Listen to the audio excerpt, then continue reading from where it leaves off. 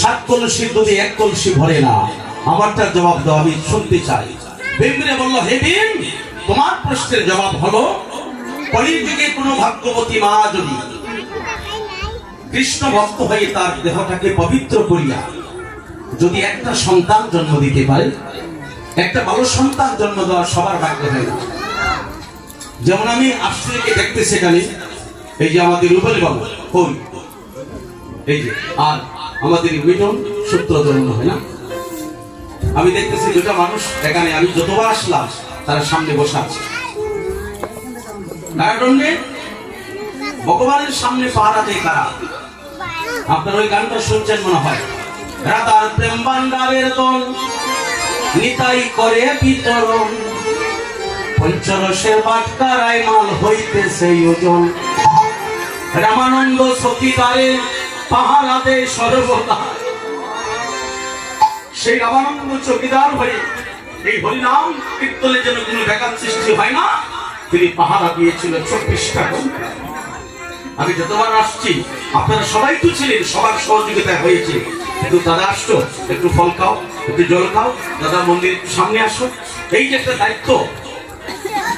আমি মনে করি আপনারা দুইজন রূপেন আর মিঠুন চক্রবর্তী না, কিন্তু সত্যধর, তোমরা যে মায়ের অনুষে জন্ম নিয়েছ, তোমাদের মা নিশ্চয়ই কোন এক স্থানে বসে তোমাদের গর্বে নিয়ে কৃষ্ণ কথা শ্রবণ করেছেন, আর সেই নাম শুনতে শুনতে কলিযুগে তোমাদের মতো কৃষ্ণ ভক্ত সন্তান তারা পেয়েছে।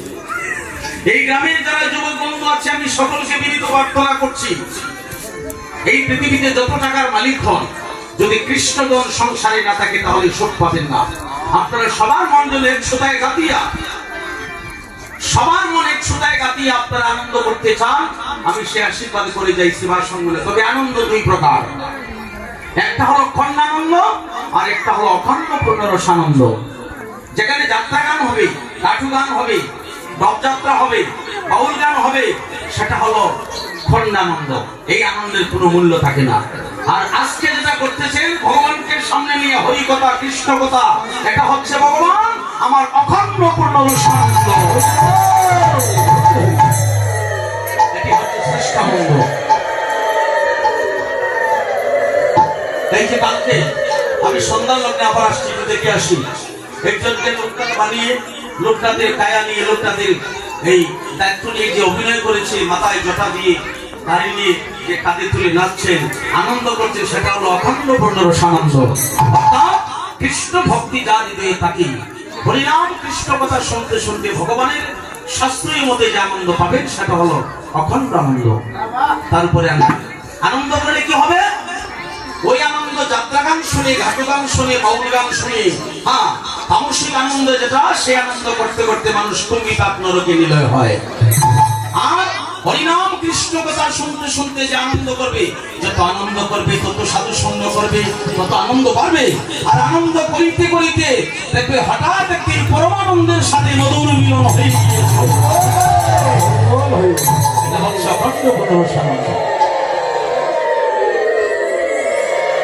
আচ্ছা, এবার ভীমের জবাবটা দিয়ে দিই। আমি এক এক করে, আপনারা আমার নিজের মানুষ, আমি এই কথা সব জায়গায় বলি না, আপনারা নিজের মানুষ, ভীমের উত্তরটা বলুন। ধর্মপুত্র যুধিষ্ঠির মহারাজ বলছে, ভীম তোমার প্রশ্নের জবাব হলো, অর্জুনেরটা তো দিয়ে দিলাম, কলির যুগে কোনো মা যদি শুদ্ধ ভাণ্ডে, পবিত্র ভাণ্ডে একটা সন্তান জন্ম দিতে পারে, একটা সুসন্তান হয়, আর তার ঘরে যদি 7 জন খাওয়াইয়া থাকে, এই পেটটা কলসির মতো না? এই পেটটা দেখে বলছে সেই কাকের কলসি না, এটা হলো কলসি, এটা পেটটা কলসি। এই পেটের জন্যই তো মানুষ সবকিছু করে, বিদেশ যায়, ঢাকা যায়, কলকাতা যায়, জীবনের ঝুঁকি নেই পেটের জন্য।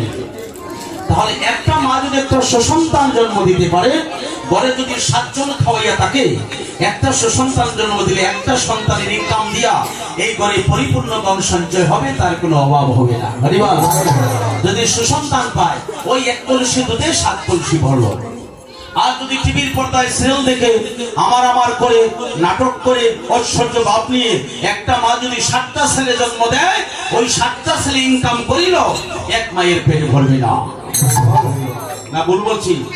আমার গ্রামে আছে, তার 6টা ছেলে, বাবার বয়স মনে হয় 70 বছর হয়ে গেছে, এখনো লেংটি দিয়ে আগে রাস্তায় গিয়ে কাজ করে। আমরা বলি তোমার এসব কেন হলো? তোমার 6টা ছেলে, 4টা ছেলে বিবাহ করে, 2টা বাকি আছে, তুমি এই বয়সে কাজ করে কেন? কয় ছেলেরে আমারে বাদ দেয় না। কেন দিবে না? তোমার ছেলে তাকে বাসা করি 5 তলায়, আর তুমি আর 10 তলায় কেন? এটা জন্মসূত্রে তোমাদের অপরাধ, এটা সন্তানের দোষ না। দেখবেন আপনাদের এখানে 7 বক্ষণ হয়তো 7 বক্ষণ হয় না? 7 বক্ষণ কত মাসে দেয়? 8 মাসে। কে বলছেন 8 মাসে? হাত কত বাদে? আপনি। 8 মাস আপনার কাছে 8 পাইলাম। দেখে আর বলেন হ্যাঁ 7 মাস তোমার কাছে হইলাম 7, দিকে হইলাম 8। দেখে আপনারা বলেন হ্যাঁ 10 মাসে হবে। 10 দিন পরে দিলে মা একসাথে লাগবে সামান্য বাকি রেখে। আচ্ছা আপনারা বলেন কয় মাসে? 8 পাইলাম, 7 পাইলাম, 10 পাইলাম, আপনারা 6। আচ্ছা পাইলাম 6। এখন যে বলবেন এই কথাই হইবে জয়। হরিবল।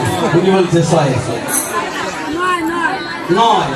9 জয়ের গোনা পড়ে। আচ্ছা 8 পাইলাম, 9 পাইলাম, 10 পাইলাম, 7 পাইলাম, 6 পাইলাম।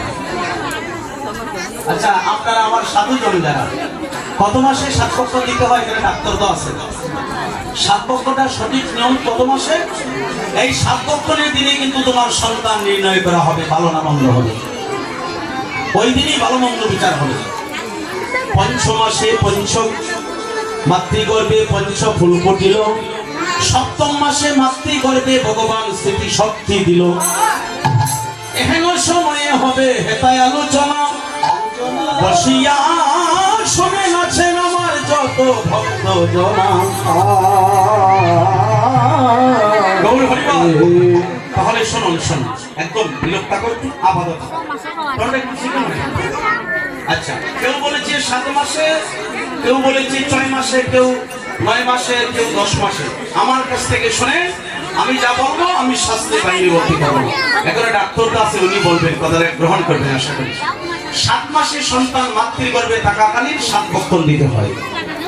7 মাসে, 6 মাসও হবে না, 9 মাসও হবে না, 8 মাসও হবে না, 4 মাসও হবে না, 10 মাসও হবে না।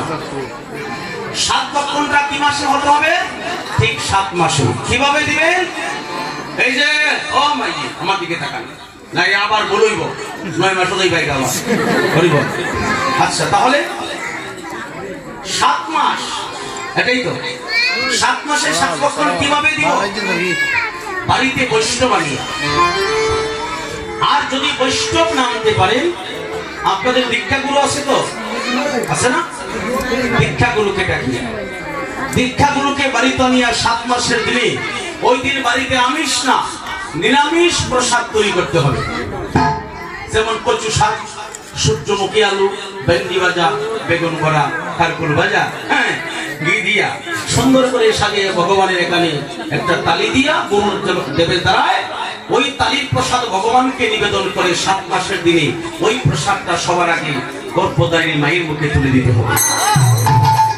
এমন অবস্থায় এই দিন ওই মহাপ্রসাদে নিবেদন করিয়া মায়ের মুখে মহাপ্রসাদ দিয়ে আরেকটা কর্তব্য রয়েছে, বাড়িতে দিন ভাগবত পাঠের আয়োজন করতে হবে, না হয় কীর্তনের আয়োজন করতে হবে। অষ্টপ্রহর না পারেন, 1 দিনের জন্যই করেন বা 2 ঘন্টার জন্যই করেন, ভাগবত পাঠের আয়োজন করেন। মহাপ্রসাদ পেয়ে সেই গর্ভধারিণী মা ওই দিন কি করবেন? প্রসাদ পাওয়ার সাথে সাথে মানে বলতে হবে, মা তুমি সাধু সঙ্গে যাও। সেখানে মধ্যখানে বসিয়া যিনি পাঠ করবেন, কীর্তন করবেন, তার পাশে বসিয়া তুমি আজ সারাদিন কৃষ্ণ কথা শ্রবণ করতে হবে। কেন?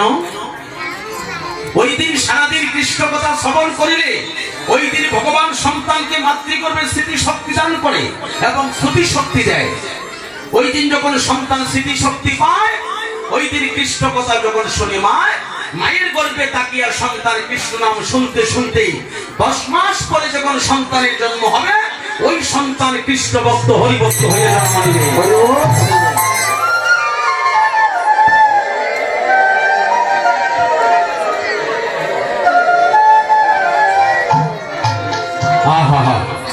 আমরা এগুলা কয়জনে করে জানি না।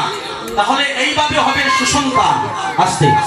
তাহলে এই যে 7টা ছেলে জন্ম দেওয়ার পরে মায়ে ভিক্ষা করে কেন? কেন করে?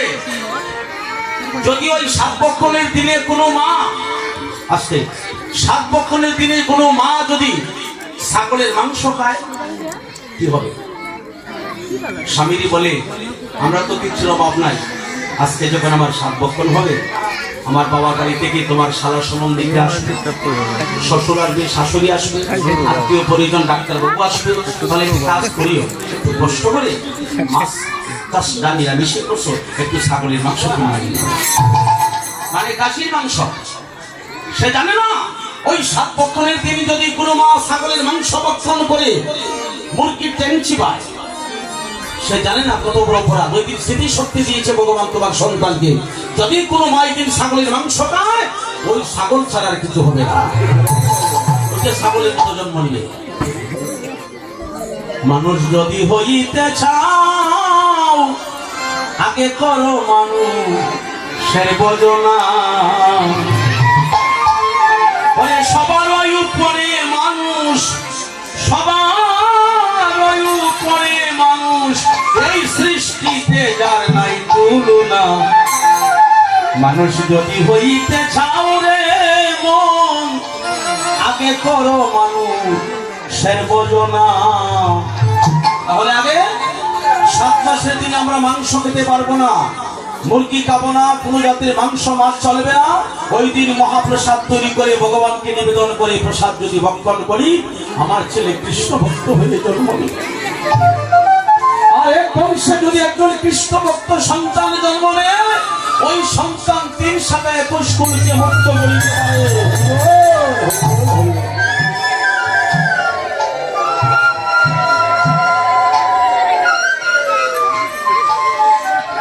আমি আরেকটা জিনিস দেখলাম, আমি আর আসতে পারবো কিনা জানি না, যদি বেঁচে থাকি তাহলে আসবো গোবিন্দ যদি আদেশ করে। এই তো আমি চলে গেলাম, কারণ ইসলাম ধর্মের মানুষের নামাজ পড়ে, নামাজ অর্থাৎ যে যার নাম করো, তুমি সনাতন ধর্মের মানুষ, তুমি যার নাম করো, যাকে ভালোবাসো তুমি আজই করে নেও, কাল না। কাল বলে কাজটা রেখে দিলে কিন্তু কাল সকালে তুমি থাকবে কিনা জানি না। এই যে আমার গিরিতানা শঙ্কর ডাক্তার তো নাম শুনছেন, উনি সিলেটে অনেকবার অনেক রোগী চিকিৎসা করছে। সঞ্জয় বাবু শঙ্কর ডাক্তার তোমার গিরিতানার বাড়ি, বাবু সঞ্জিত সেন গুপ্ত, ওরা তো দেহের মানুষ। শঙ্কর ডাক্তার নিজের বেরিয়ে ডাক্তার, কিন্তু তার ভাই 1 ঘন্টার জন্য তার ভাইকে বাঁচাতে পারল। তিনি তো নিজে ডাক্তার, তার বড় ভাই 10 মিনিট পরে যাওয়া মাত্র গিয়ে থেকে বাইক পরিবর্তন করেছে। উনি কি জানেন আমার ভাই কি সমস্যা হলো? তাহলে তুমি আনিয়াছো আমি আসিয়াছি, আর যেতে বললে আমি তৈরি আছি, তুমি তৈরি থাকতে হোক। তাহলে প্রতিটা মানুষের বাঁচতে হবে, আমি আজ আছি কাল থাকবো কিনা জানি না, আজকের দিন আমার শেষ দিন হতে পারে।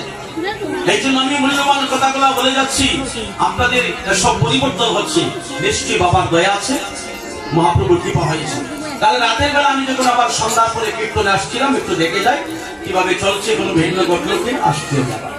আসার পরে একটা দৃশ্য দেখলাম, ওই যে আরেকটা লোকনাথ মন্দির ভিতরে আছে মনে হয়, ওই মন্দিরটার পাশে দেখলাম একটা মাটির মূর্তি তৈরি করে রাস্তায় দাঁড় করে রেখেছে। আমি বলতে চাই কোন মাটির মূর্তি রাস্তায় দাঁড় করে রাখা যাবে না। বিভিন্ন ধর্মের মানুষ বলে হিন্দুদের দেবতাকে পূজা করে তপস্যা করে তারা দেখা পায় না, কিন্তু আমরা তো দেখলাম হিন্দুদের দেবতা রাস্তাঘাটে পাওয়া যায়। এটা কার জন্য বলে? আপনার আমার অপরাধের কারণে। তাহলে কি করব? মূর্তি পূজা করো, দেবতাকে পূজা করো, কোনো অসুবিধা নেই। বাড়িতে যদি মন্দির থাকে মন্দিরে স্থাপিত করে একটু জল তুলসী দেও, তাতে অসুবিধা নাই। কিন্তু কোনো মূর্তি পূজার পরে আপনি রাস্তায় দাঁড় করে রাখতে পারবেন না।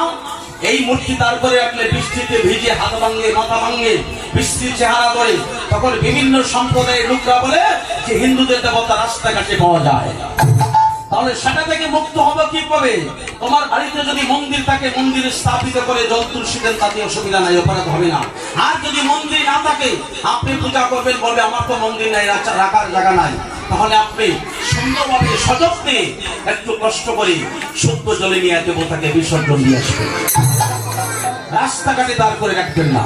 1 নম্বর। দুই নম্বরে হলো আগরবাতির প্যাকেটে আর মোমবাতির প্যাকেটে দুটির মধ্যে ছাপ দিয়া ভগবানের ছবি চিহ্নিত করে লিখে দেয় কোম্পানি প্রচারের জন্য। আমি বলতে চাই যে ছবিটা আমরা পূজা করি ভগবানকে, সেই শ্রীকৃষ্ণ রাধারানীর ছবি আগরবাতি মোমবাতির প্যাকেটে দিয়া মোমবাতি জ্বালিয়ে শেষ করে অবশেষে সেই আগরবাতির মধ্যে যে আমার ভগবানের ছবি, সেই ছবিটা আপনারা কোথায় রাখেন? কোথায় রাখেন? আমি নিজের চোখে দেখেছি কত বাড়ি পিছে, কত আনাচে কানাচে শ্রীকৃষ্ণের ছবি সহ তোমার রাস্তায় ফেলে রেখেছো। তোমাদের কি কাণ্ডজ্ঞান নাই? যে ছবিতে ভগবানের পূজা দেয় সেই ভগবানকে আমরা অশুদ্ধ পবিত্র অপবিত্র জায়গায় ফেলে রেখেছি। নাচিয়ে গায়ে মানুষ বৃন্দাবনে যায়, আবার কীর্তন করতে গিয়ে নাচিয়ে গাইতে মানুষ নরকে যায়, যদি বিচার করে না বলে।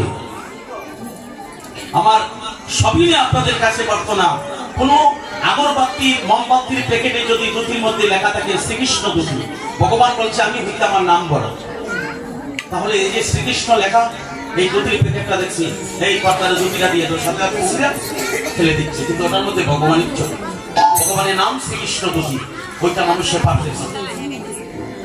জ্ঞান বিজ্ঞানের ভাষ্যে প্রভাব আর কাণ্ডজ্ঞানের প্রভাব, এগুলা পরিবর্তন হতে হবে আমাদের।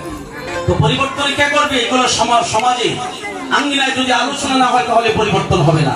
কি বাবা, আজকে আমি যা বলছি মনে হয় আপনারা কোনোদিন এসব কাজ আমাদের হবে না। আপনারা দেখি নাই, একটাই দেখেছি, মূর্তিটা রাস্তায় দাঁড় করা আছে। আরেকটা কথা বলি, মা বাবাকে নিয়ে যারা সংসার বাস করছে, সংসার আছেন, তাদেরকে আমি বিনীত প্রার্থনা করছি, এই জগতে বাবা আর মা, কোন সন্তান যদি কৃষ্ণ ভক্ত হতে চায় তাহলে আগে মা বাবাকে খেতে দিতে হবে। বাবা হচ্ছে স্বর্গের সমতুল্য আর মা হচ্ছে স্বর্গের চাইতে বড়। এই জন্য বলছে জননী জন্ম ভূমিষ্ঠ সত্তা গোপী গরিয়সী। আমি বাবাকে ছোট করছি না, বাবা স্বর্গের সমতুল্য আর মা স্বর্গের চাইতে বড়। কিভাবে? আমি প্রমাণ দিই। একটা মাটির মূর্তি তৈরি করে, ওই যে লোকটাদের মূর্তিটা আপনারা করছেন, তার বিনিময়ে যদি কোনো শিল্পী করে দিয়ে নিশ্চয়ই টাকা নিয়েছে না, বিনামূল্যে দিছে। একটা বিশ্বরূপ পূজা যদি করি, এই যে কিছুদিন আগে দুর্গা পূজা গেল আশ্বিন মাসের 15 তারিখে, আমি পূজাইছিলাম সিলেটে, দেখলাম এক একটা মূর্তি আজুরা 1 লক্ষ 1.5 লক্ষ টাকা, 1,20,000 টাকা একটা মূর্তির আজুরা। আমি যুবক বন্ধুদেরকে বলতে চাই, যাদের মা আছে কোনো ঘরে, মাটির মূর্তি তৈরি করে যদি শিল্পীরা মূর্তি তৈরি করে তার বিনিময়ে টাকা নেয়, লক্ষ লক্ষ টাকা আদায় করছে, 1,20,000, 1,50,000, 1,30,000, কিন্তু যে মূর্তি 1,20,000 টাকা দিয়ে নগদ আমি তৈরি করলাম, সেই মূর্তির পূজা দিলাম, সেই মূর্তি তো আমার সাথে কথা বললো না। কিন্তু মাটির মূর্তি তৈরি করে দিলাম, যে মূর্তি কথা বললো না, সেই মূর্তির বিনিময়ে আমি লক্ষ লক্ষ টাকা দিচ্ছি প্রতি বছর। কিন্তু একবার কি ভেবে দেখেছি, আমি আজ কীর্তনী, সারা বিশ্বের মানুষ আমাকে দেখছে, আমি ডাক্তার, আমি মাস্টার, আমি গুণবান, আমি অর্থমন্ত্রী, আমি মুখ্যমন্ত্রী, আমি প্রধানমন্ত্রী। মাটির মূর্তি তৈরি করে দিলে সেই মূর্তির বিনিময়ে লক্ষ লক্ষ টাকা দিলাম, কিন্তু আমার আপনার এই সুন্দর দেহ আমার মা করে দিল, জীবনে মূল্য চাইল না।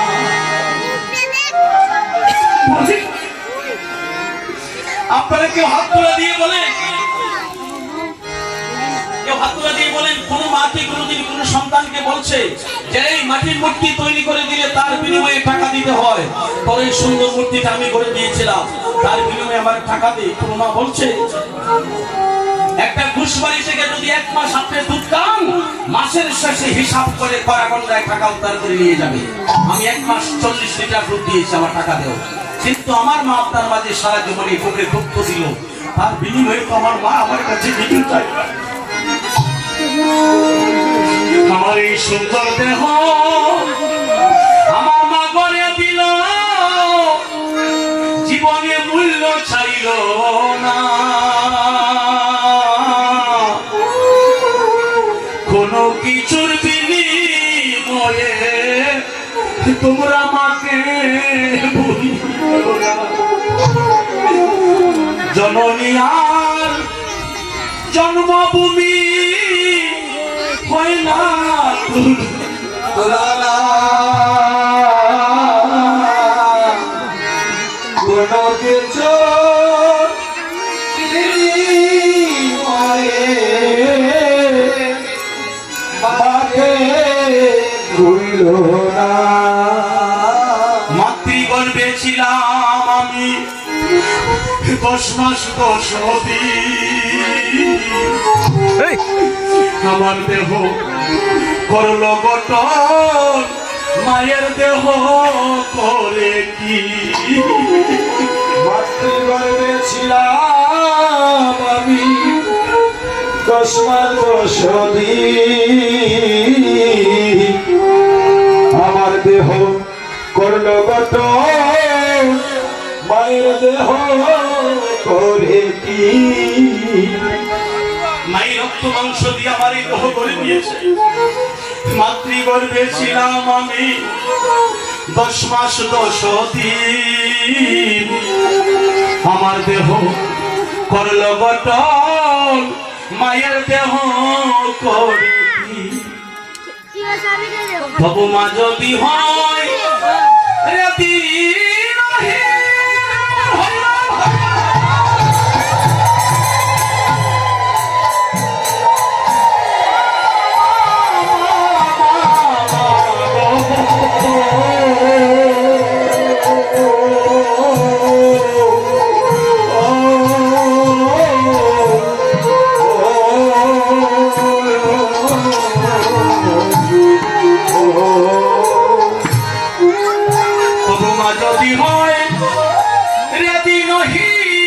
তবু সন্তানকে ভুলে না, কোনো কিছুর বিনিময়ে মাকে ভুলিল না। মা যদি বিকারী হয়ে যায়, সন্তানকে মা বলতে পারে। আমি গত বছর নবীনগর থানা ঢাকা জেলায় শ্রীগল নিতাই পালের বাড়িতে কীর্তনে ছিলাম। সেখান থেকে গাড়ি ভোর 4টায় যখন গাড়ি ছেড়ে সিলেটের পথে রওনা হয়েছে, তখন ওই কোম্পানিগঞ্জ একটা জায়গা আছে, সেখানে একটা পাম্প আছে। ওই পাম্পে গ্যাস নেওয়ার জন্য ঢুকেছিলাম। ঢোকার পরে দেখি একটা মা এইভাবে আঁচল দিয়ে ঢাকিয়া কি জানি তার ভিতরে কোষের মধ্যে আর একটা ছিন্ন চিরা বস্ত্র ভরা। সন্ধ্যা হয়ে গেছে, পুষ মাস, প্রচন্ড ঠান্ডা। আমার কাছে এসে বলছে, বাবা আমার 10টা টাকা দেন বাবা। আমি বললাম, মা এই পাম্পের আশপাশে কোনো বাড়ি নেই, বাসা নেই, তুমি মহিলা মানুষ, তোমার বয়স কোনো 20 বছরের বেশি হবে না, তো তুমি এই ফুলের মধ্যে কি নিয়ে তুমি রাতের বেলা এখানে ঘুরতে আসছো, তোমার বাড়ি কোথায়? বলে, বাবা আমার বাড়িটারি নাই, আমি সারাদিন ধরে কিছু খাই না, আমার কোলে অন্য কিছু না, আমার একটা সন্তান। সন্তান? দেখি তোমার সন্তানটা। তখন দেখি সুন্দর একটা ছেলে। আমি বললাম, এই ছেলে তোমার নেই না, চুরি করে এনেছো? আমি একটু নমস্কার করলে, তুমি কোথায় পেয়েছো বলো? বলছে, না বাবা আমার ছেলে, এই যে তোমার সামনে আমি দুধ খাওয়াই, আমার সামনে দিকে ঘর ঘর করে মা বুকে দুধ টেনে কাটছে, তাহলে তারই সন্তান মনে করলাম। বলে, তোমার সন্তান কিছু খেয়েছে? বলে, আমার সন্তান খেয়েছে, আমি কিছু খাইনি, আমার সবাই পাগল বলে তাড়িয়ে দেয়। আমার পাগল বলে তাড়িয়ে দিয়ে আমার সন্তানকে আমি কোলে নিয়ে আমি সারাদিন ধরে কিছু খেতে পারি না, বাবা আমার 10টা টাকা দে। আমার এই ব্যাগটাই ছিল কাঁধে, আমি ব্যাগ থেকে 20টা টাকা বের করে দিলাম, যাও তুমি কিছু খেয়ে মা, আর তোমার এই শিশুরা ঠান্ডা লেগে যাবে, যাও তুমি যে কোনো বাড়ি আশ্রয় নিয়ে একটা বাড়িতে গিয়ে থাকো। বলে, হ্যাঁ বাবা যাবো। 20টা টাকা দিয়েছে হাতে নিয়ে, প্রায় 100-200 ফুট দূরে একটা দোকান আছে, পাম্পের কাছে তো দোকান থাকে, সেখানে গিয়ে দেখলাম। বলে, দেখি মেয়েটা কি করে। পাম্পের কাছে গিয়া দোকানিকে বলতেছে, আমার একটা জল দেব। 10 টাকা দিয়ে একটা হাফ লিটার জল দিয়েছে, 20 টাকা দিয়েছি তো, আর 10 টাকা দিয়ে একটা ডাইকেল কিনেছে। এখন সে বললো তার পেটে ক্ষুধা, ছেলে খেয়েছে, তাহলে সে খাওয়ার জন্য আমার কাছ থেকে দীক্ষা করে 20টা টাকা নিল। আমি দিলাম, কিন্তু ওই 10 টাকাতে একটা ডাইকেল নিয়ে আর হাফ লিটার জল নিয়ে ওই রাস্তার পাশে বসিয়া, প্রচন্ড ঠান্ডা, সন্ধ্যা হয়ে গেছে, আমি ছেড়ে দেখি একটু একটু করে টুকরা করে জলের মধ্যে ভিজিয়ে সারা টুকরাটা, সারা ডাইকেটটা সন্তানের মুখে তুলে দিচ্ছে, সন্তানের মুখে তুলে দিচ্ছে, আর নয়নে তার জল পড়তেছে, নয়নের জল মুছতেছে। আমি বললাম, সে বললো তার পেটে ক্ষুধা, কিন্তু সে ক্ষুধার্ত হয়ে 20 টাকা ভিক্ষা করে নিয়ে সে নিজে না খেয়ে তার সন্তানকে দিচ্ছে। এইভাবে আপনারা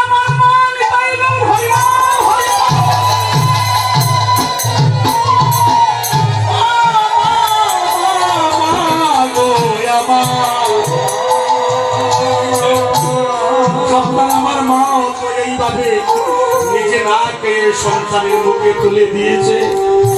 তখন আমি ভাবলাম, আমার মনে একটা কথা পড়ে গেল, যত ব্যথা যত দুঃখ থাক না মায়ের বুকে, তবু ভিক্ষা করে আহার জুগায় দেয় সন্তানের মুখে। যত ব্যথা যত দুঃখ থাক না মায়ের বুকে, তবু ভিক্ষা করে আহার জোগায় সন্তানের মুখে। আরে যত ব্যথা যত দুঃখ থাক না মায়ের বুকে, তবু ভিক্ষা করে আহার জোগায় দেয় সন্তানের মুখে। শুধু মা যাইবে না ও বাইরে তোমার ফেলে, তোমার মা যাইবে না ওরে তোমার ফেলে, যতক্ষণ মায়ের দেহে আছে, দেহে আছে প্রাণরে মায়ের দেহে আছে প্রাণ, শুনে যাবে না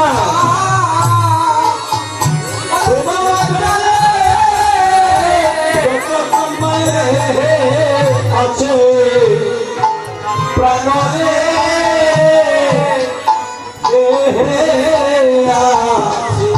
আছে অগুনের বাইরে তোমার মা যাইবে না ওরে তোমার ফেলে, যতক্ষণ দেহে আসে প্রাণরে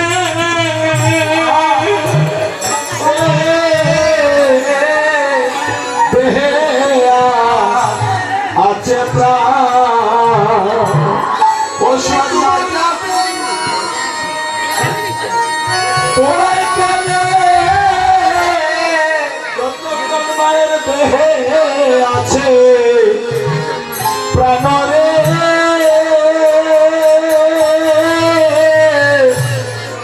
মায়ের দেহে আছে প্রাণ। ও বাইরে পুত্র যদি হরে কুপুত্র হয়ে রে, তবু মায়ে চান্দি আলোয় কুলে। আরে পুত্র যদি কুপুত্র হয়ে রে, তবু মায়ে চান্দি আলোয় কুলে। অগুনের বাইরে আমার মায়ের মতো আমি পাইলাম না গো জগতের অগুনের ভাই, আমি পাইলাম না জগতে। আমার মায়ের মতো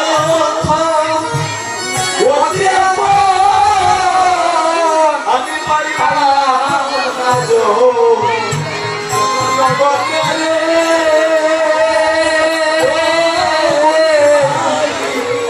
পাইলাম না জগতে। ও বাইরে ও বাইরে আমার মায়ের মতো আমি পাইলাম না জগতে।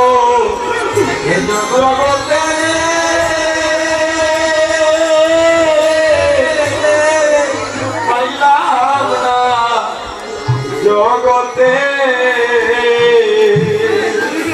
আমার মায়ের মতো অতি আপন আমি পাইলাম না জগতে।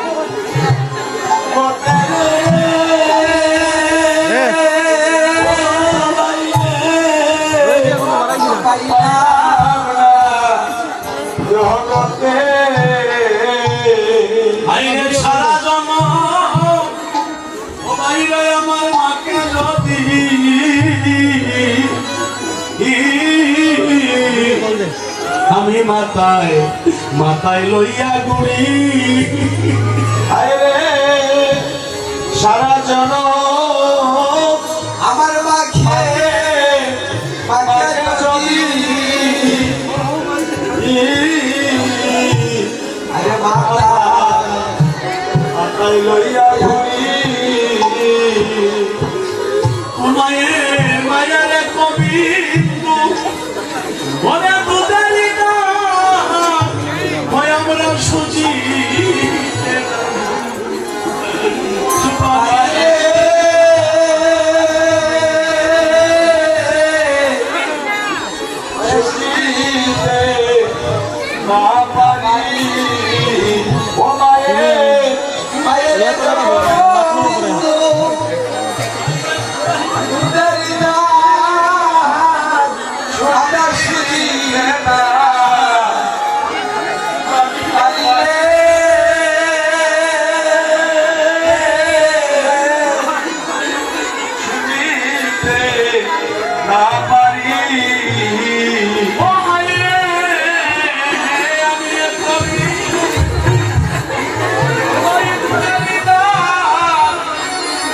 সুজিতে না পারি রে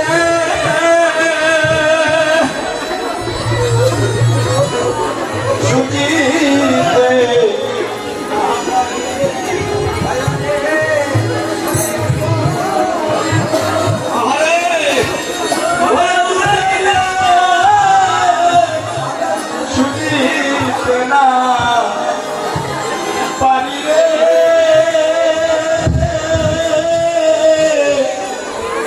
সুজিতে না পারি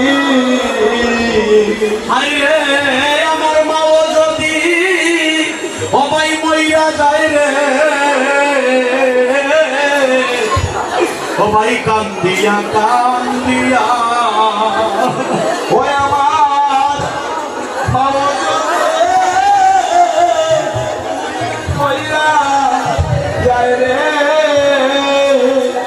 ও ভাই রে কান্দিয়া কান্দিয়া আগুনের বাইরে আমি গলে গিয়া ওরে কালে ডাকবো ডাকবো মামাবো মা বলিয়া রে আগুনের মামা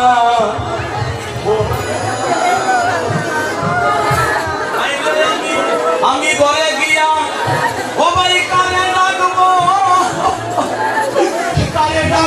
মামাবো বলিয়া রে মামা বলিয়া আমি ঘরে গিয়া কানে ডাকবো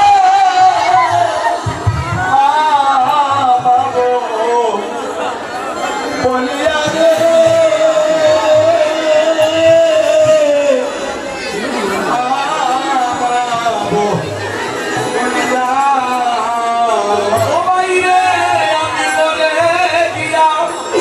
আমি বলে গিয়া কারে ডাকবো মামাবো বলিয়া রে মামাবো বলিয়া আমি ঘরে গিয়া কারে ডাকবো মামাবো বলিয়া রে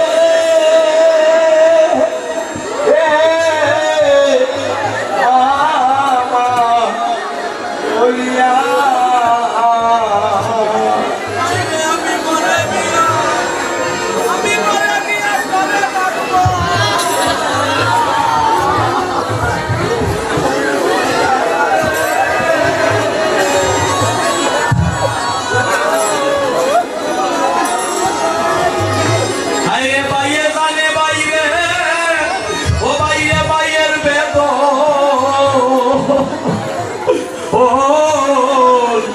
এই বলে আর জানবো রে কে হায় রে ওরে ভাইয়া জানে হায় বেদ এই ভবে আর যা বলে কে ভাই রে ভাইয়ে জানে ভাই রে ও ভাই ভাইয়ের বেদ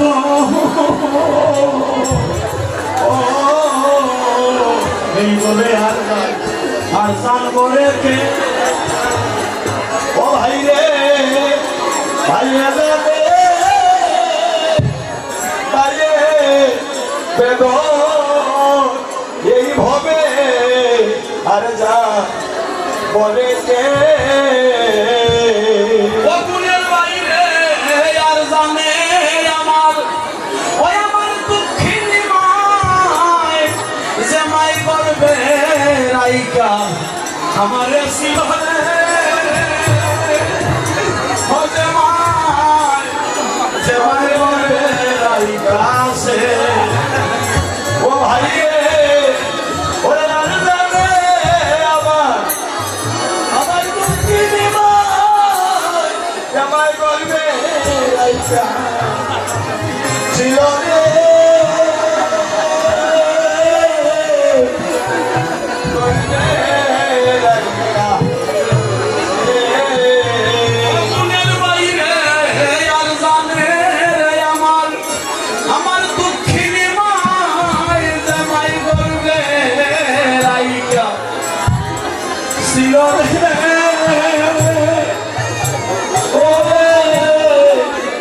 করবে রাইকা যে ও ভাই রে ওরে আর জানে আমার দুঃখিনী মা জামাই করবে রাইকা ছিল রে জামাই করবে রাইকা ওই আমারে সঙ্গ চালা আমারে কইল না রে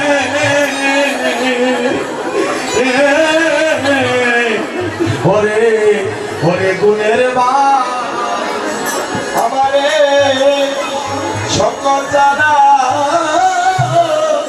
করিল আরে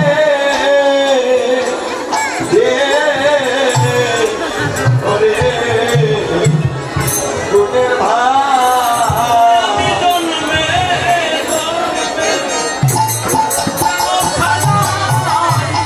তোমার সঙ্গ সঙ্গ পাইও রে তোমার সঙ্গ পা ওই আমি জন্মে জন্মে ওরে কানা যারা তোমার সঙ্গ পাইও রে তোমার সঙ্গ পাই তোমরা সবে মিলে আমারে করো রে দয়া তোমার সবে মিলে আমারে করো রে দয়া তোমরা সবে মিলে আমারে করো রে দয়া তোমার সবে মিলে আমারে করো রে দয়া পাইয়ে করুন কত ছায়া সবে মিলে আমায় করো রে দয়া হাত পাইতে প্রভু কত ছায়া সবে মিলে আমারে করো রে দয়া হাতে বন্ধুর কত ছায়া সবে মিলে আমারে করো দয়া হরে হরে হরে